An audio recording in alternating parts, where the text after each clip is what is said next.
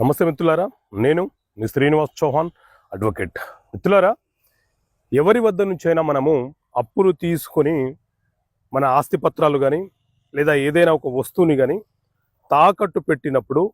ఎవరైతే తాకట్టు పెట్టుకున్నారో ఆ వ్యక్తి ఆ వస్తువులను దుర్వినియోగపరిచినా, దాన్ని పోగొట్టినా, చెడగొట్టినా, నాశనం చేసినా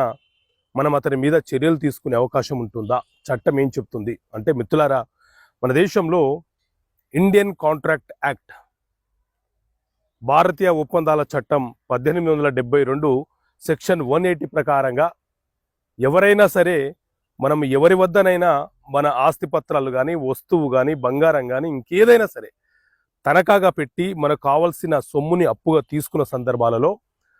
ఎవరైతే తనఖా పెట్టుకున్నారో ఆ వస్తువులను ఆ వ్యక్తులు వేరే వ్యక్తులకు ఇచ్చి దుర్వినియోగపరిచిన